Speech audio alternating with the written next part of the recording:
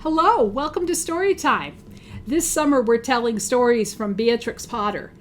One of her most famous stories was the one you heard last week, Peter Rabbit. This week we have another one. But before we do the story, let's start with our song. Hello, friends. Hello, friends. Hello, friends. It's time to say hello. This week's story is called The Tale of the Pie and the Patty Pan. First, you need to understand a little bit about what a patty pan is, because it makes the whole story a lot better to understand if you know what's in it. So when the British make pies, they don't just make fruit pies like we're used to. They make a lot of pies that have meat inside of them, all kinds of different meat. And because it's so heavy, they don't want the top crust to fall inside. So they have a little metal form about so big, and it goes in the middle of the pie, and it keeps the top crust from falling in. And that is what's called a patty pan. Once upon a time, there was a pussycat called Ribby, who invited a dog named Duchess to tea. "Come in good time, my dear Duchess," said Ribby's letter, "and we will have something so very nice. I am baking it in a pie dish with a pink rim. You have never tasted anything so good, and you shall eat it all. I will eat muffins, my dear Duchess," wrote Ribby. Duchess read the letter and wrote an answer in reply. It's kind of like what they did before they had email. "I will come with much pleasure at 4:15. But it is very strange, for I was going to invite you to come to my home for supper, dear Ribby, to eat something most delicious." "I will come very punctually, my dear Ribby," wrote Duchess. And at the end she added, "I hope it isn't mouse." And then she thought that didn't look very so polite. So she crossed out, "I hope it isn't mouse," and said, "I hope it will be fine." And she gave her letter to the mailman. But Duchess thought a great deal about Ribby's pie, and she read Ribby's letter over and over again. "I'm dreadfully afraid it will be a mouse," said Duchess to herself. I couldn't eat a mouse pie. And I shall have to eat it because it is a party, and I'm the guest. I was going to make a pie with veal and ham, a pink and white pie dish. Well, my pie dish is pink and white, just like Ribby's. We bought them both at the same store. So Duchess went into her pantry and she took her pie pan off the shelf and looked at it. And thought, I've got everything ready to go for my pie. Such a lovely pie crust. I will put in a little tin patty pan to hold up the crust, and I will make a hole in the middle with a fork and let the steam out. And then I could bake my pie of veal and ham instead of a pie made of mouse." Duchess the dog considered, and she read Ribby the cat's letter once more. "A pink and white pie dish, and you shall eat it all."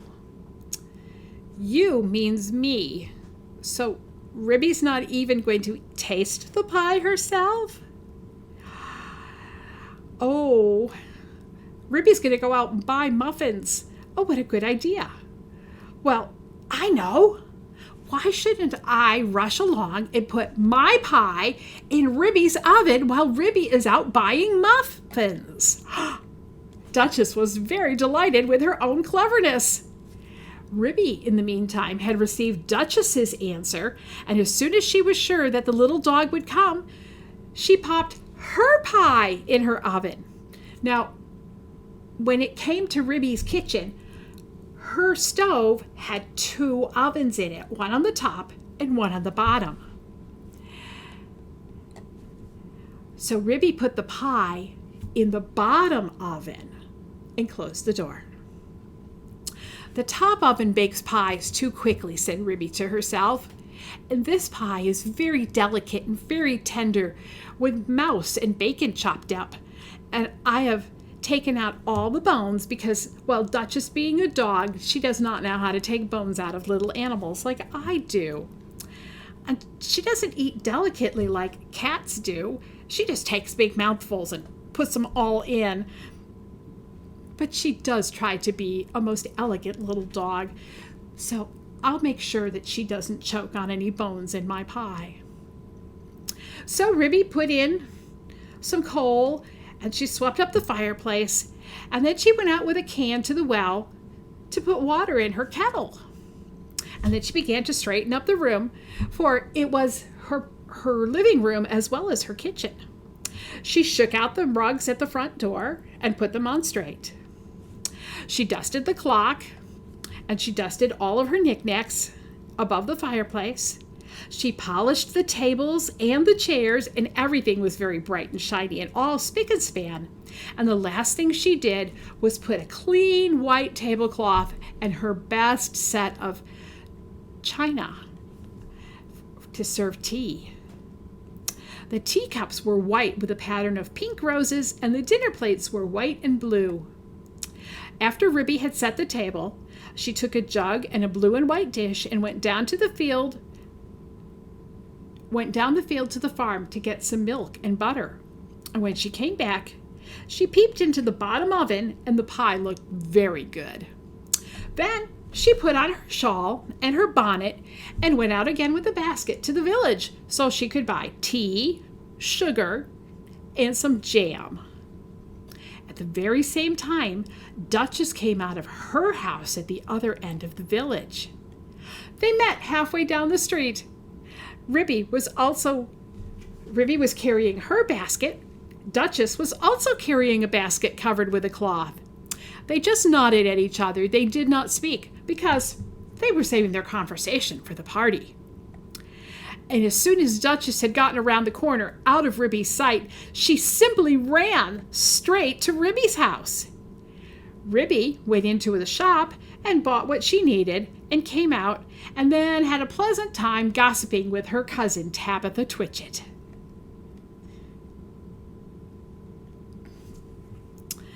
Cousin Tabitha was disdainful afterwards. Disdainful means, well, really. Tabitha said, "A little dog indeed, as if there were no cats to invite to your house, and you're having a pie for afternoon tea? The very idea. It's just not done." Well, Ribby kind of left her cousin. She stopped at the baker's and she bought her muffins, and then she went home. She thought she heard a scuffling noise in the back hallway as she came in the front door. "Oh, I hope nobody's come to mess with my pie or to steal my spoons," she said. But nobody was there. Ribby opened the bottom oven door and turned the pie so it would bake evenly, and there was the pleasant smell of baked mouse. Duchess, in the meantime, had slipped out the back door. It's a very odd thing that Ribby's pie was not in the oven that I put mine in. I can't find it anywhere. I have looked all over the house. I put my pie in the oven on the top. And I don't know what I would have done, but I was going to take her pie out so that I wouldn't have to eat mouse. I can't think what she has done with it, but I'm pretty sure I heard Ribby coming home, so I had to run out the back door. She thought all this to herself. So Duchess went home, and she brushed her beautiful black fur, and she picked a bunch of flowers from her garden to take as a present to her friend Ribby. And then it was time to go to Ribby's house. Ribby, having assured herself by a careful search that nobody was hiding in her pantry or anywhere else in her house, went upstairs to change her dress. She wanted to put on a party dress, and so she did. She had on a silk dress that was purple. "It is very strange," said Ribby. "I don't think I left the drawer pulled out, but it seems like somebody has been here." Well, she went back downstairs and made tea. And she put the tea kettle on the top of the stove, and she peeped in the bottom oven, and the pie had become a lovely brown and was steaming hot. She sat down before her fireplace to wait for Duchess to come. I'm glad I used the bottom oven, said Ribby. The top one would have been way too hot. I wonder why that cupboard door is open. Somebody must have been here, but I didn't see anybody. She was kind of worried. Well, very punctually, which means right on time, Duchess headed off to the party. She ran so fast through the village that she was too early, so she had to wait a little while. I wonder if Ribby has taken my pie out of the oven yet, said Duchess. And whatever happened to that pie she made, the one that's made with mouse? Well, at 4:15, she knocked very gently. Is Mrs. Ribston at home? She asked from the porch.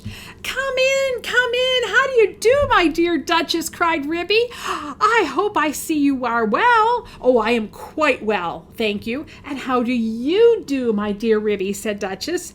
I've brought you some flowers. Oh, what a delicious smell of pie. Oh, what lovely flowers. And yes, I did make a pie. It is a mouse and bacon pie. Oh, don't talk about food, dear Ribby, said Duchess. What a lovely white tablecloth. Oh, it's beautiful. Oh, is the pie still in the oven? I think it wants another 5 minutes, said Ribby, just a shade longer. I will pour out tea while we wait. Do you want sugar, my dear Duchess? Oh, yes, please, my dear Ribby. May I have a lump of sugar upon my nose? Why, with pleasure, my dear Duchess. And Duchess sat up, like little dogs do, and begged. And Ribby put the sugar right on the end of her nose. Oh, how sweet. And Duchess sat up with the sugar on the end of her nose and sniffed. Ooh, how good that pie smells. I do love veal and ham. Oh, I meant mouse and bacon. She dropped the sugar in the confusion and had to go looking for it under the table. And so she did not see which oven Ribby opened in order to take out the pie. Duchess came back out from under the tablecloth, and Ribby put the pie on the table. It smelled very good. I will first cut the pie for you, and then I will have muffin and jam, said Ribby. Do you really prefer muffin? Oh, do take care to not cut the patty pan, said Duchess. I beg your pardon, said Ribby. May I pass you the jam, said Duchess hurriedly, realizing her mistake. The pie proved extremely delicious and chewy, and the muffins were light and hot, and they disappeared rapidly, especially the pie. I think, thought Duchess to herself, I think it would be wiser if I helped myself to the pie, though Ribby did not seem to notice anything when she was cutting it. What very fine pieces it was cooked into. I did not remember that I had minced my ham up so fine. I suppose she has a quicker oven than my own. How fast Duchess is eating, thought Ribby to herself as she buttered her 5th muffin. The pie dish was emptying rapidly. Duchess had had 4 helpings already and was heading for a 5th. Would you like a little more bacon, dear Duchess, said Ribby. Oh, thank you, Ribby. I was only feeling for the patty pan. The patty pan, Duchess?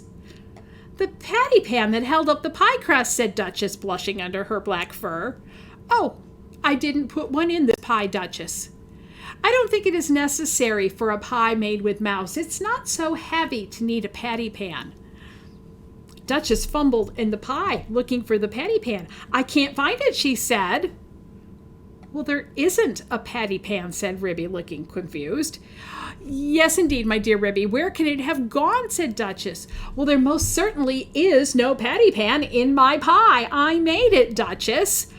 I disapprove of putting patty pans in pies if I don't need it. Duchess looked very alarmed. I continued to scoop inside the dish. My great-aunt Squintina died of a thimble in a Christmas plum pudding. I never put any articles of metal in my pies, said Ribby. Duchess looked aghast, horrified, and she picked up the pie dish and started tilting it around. I only have 4 patty pans and they're all in the cupboard, said Ribby. Duchess set up a howl. Oh, I shall die, I shall die. I have swallowed a patty pan. Oh, my dear Ribby, I feel so ill. It's impossible, Duchess. There was no patty pan in that pie.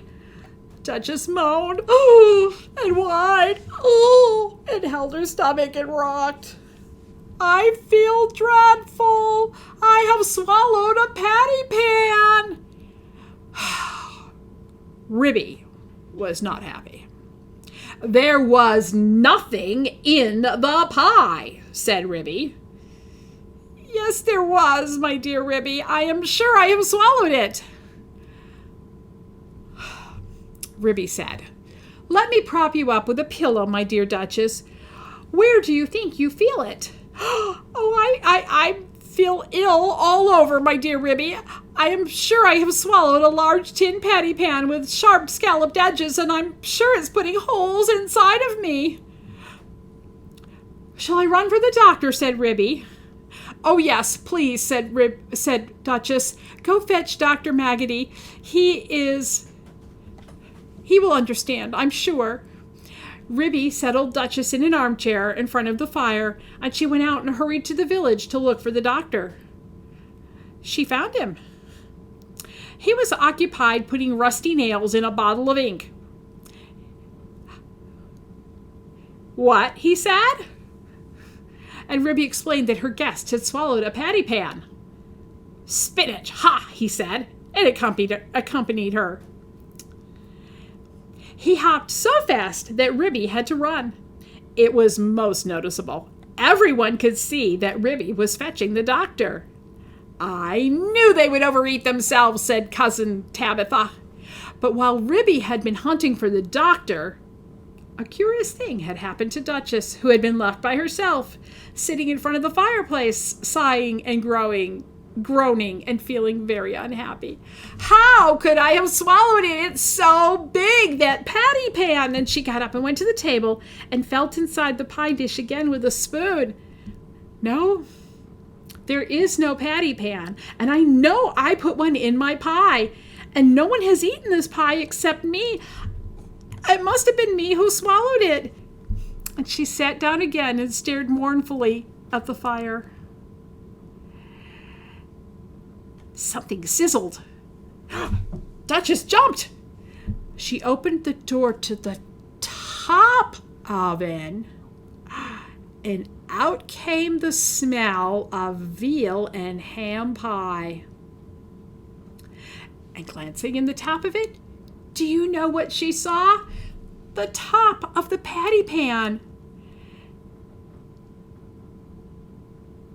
Duchess stared, and she took a long breath.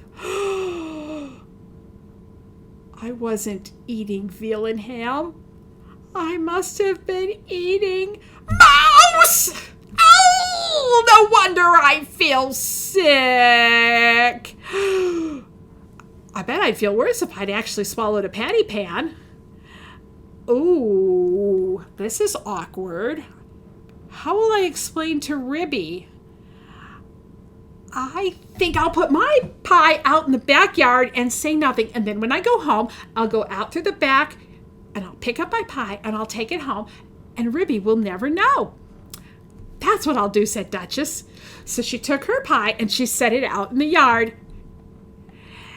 And she had run right back in the house and settled down by the fire and closed her eyes just as Ribby was coming home with the doctor. She looked like she was fast asleep. How are you? Said the doctor. Oh, I'm feeling much better, said Duchess, waking up in a jump. Well, I'm truly glad to hear it. Ribby said, He's brought you a pill, Duchess.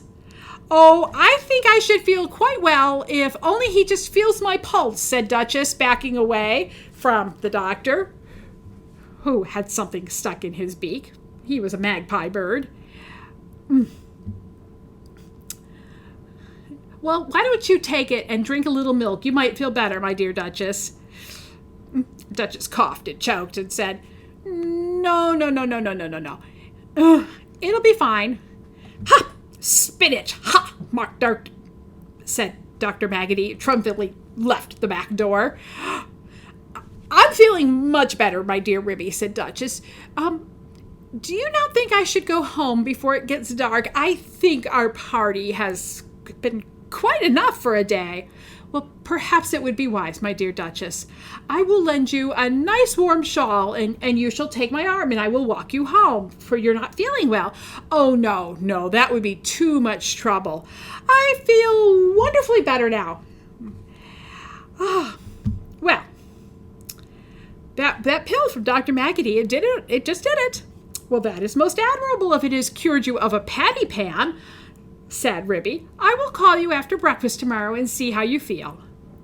Ribby and Duchess said goodbye, and Duchess started home. Halfway up the lane, she stopped and looked back.